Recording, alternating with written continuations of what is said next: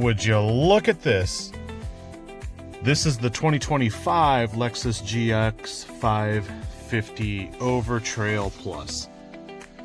And I gotta say, for the amount of money this thing costs, it's quite crude. Let me get the window sticker out of here. Let's get that. Bam! Alright. So, they're coming to pick it up. I better hurry up. Sticker price, $89,779,000. This puts me in mind of the Toyota 4Runner TRD Pro. And I don't know why you get that, because it's big, but it doesn't have much storage, and this is a little smaller, but it should have been more refined, but this is not refined. Actually, I think the 4Runner feels a little bit more refined than this. And this is the crazy part. I think the Toyota Sequoia TRD Pro is the best deal, and it's the biggest, and it stores the most. But the trunk sucks on that. Not here, though. And obviously, this is useless. Oh, little piece here. We got a cool tank here, whatever they call it, the cool box. I got that in there so you can see the depth. It's like, it's got a little pocket here so your tall drinks can fit. Obviously, you're not going to store your fish or your meat in there.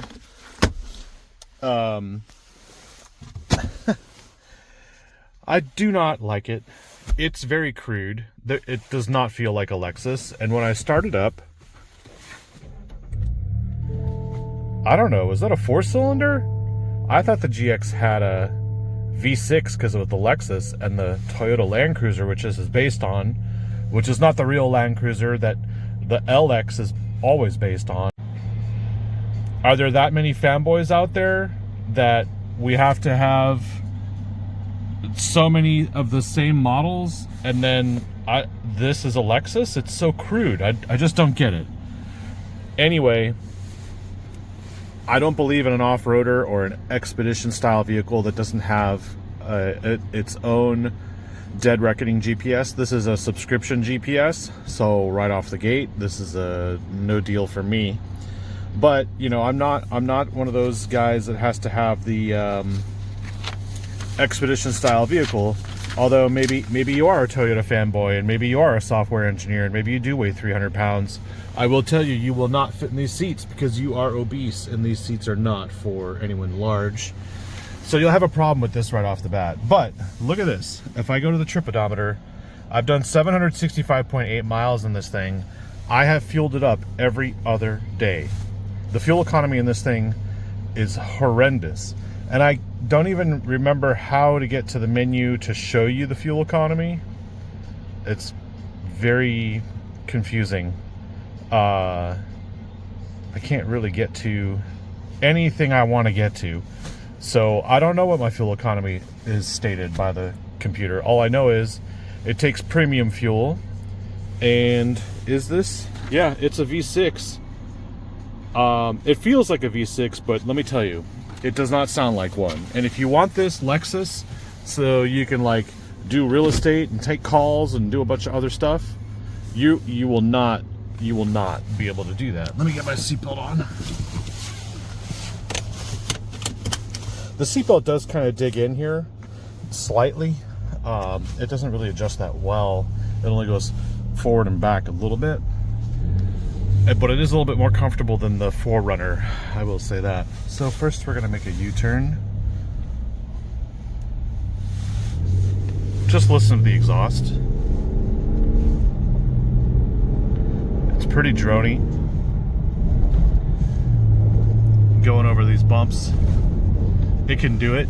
But this does not have an adjustable suspension. It does not have any of the creature comfort Lexus quietness you expect.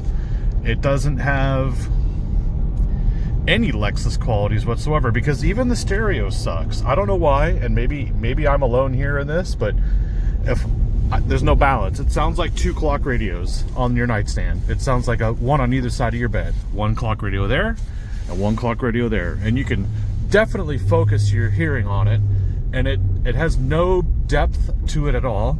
And then if I switch the sound to full rear, there's no sound coming out of the rear. So I don't know if there's a technical issue or if there's a known glitch or what, but this vehicle has really been the most disappointing Lexus I've ever had. Obviously, the best Lexus is the LC 500, and well, this is nowhere near that. And I think there's one last thing I want to show you. Let me just pull over here real fast.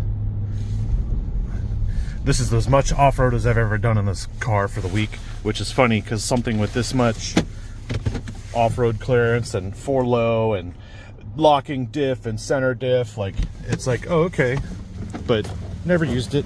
It's got the rock rails or the slide rails. I always confuse the hood pull with the fuel pull, or, you know, the hood is on the inside instead of that. Whatever, I don't know. What I did want to show you though was in the back. This makes no sense because this is totally counter to the Tacoma TRD Pro, which has those seats with these kind of shocks in them, you know, where you do this, you have a little air pump and you gotta air pump it. But here in the Lexus we have this, and I thought, oh, that's an interesting radio design so that we can have, well, wait a minute, there are speakers back here. I take another look at it, I'm like, well, what's that? Okay, so it's an air compressor. I'm like, okay, there's got to be a hose, and yeah, of course, here it is.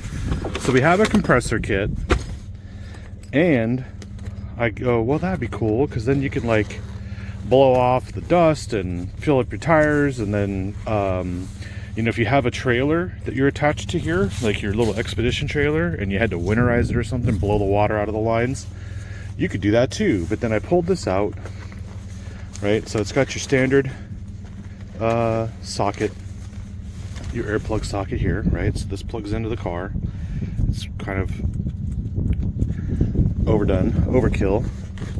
And then this is the hose. It is just for your tires. So I'm carrying around a hose and an air compressor just for my tires. And yeah, that makes no sense to me at all. So yeah, I'm done with this car. They can come get it. Oops. Now, I think it's very expensive, and at this price you can get a Defender, you could get, I mean, you can get a lot of stuff at this price, but I'm not convinced here. It's just the fuel economy is just terrible, and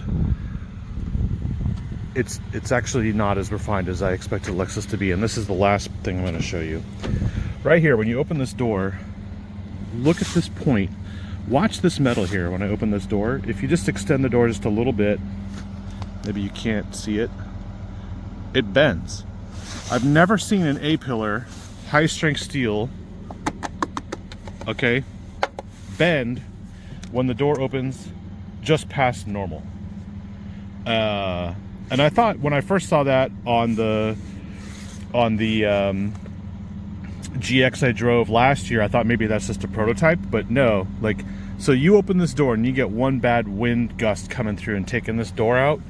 Is this gonna break so that it doesn't bend your A-pillar, or is this thing just gonna tear it up?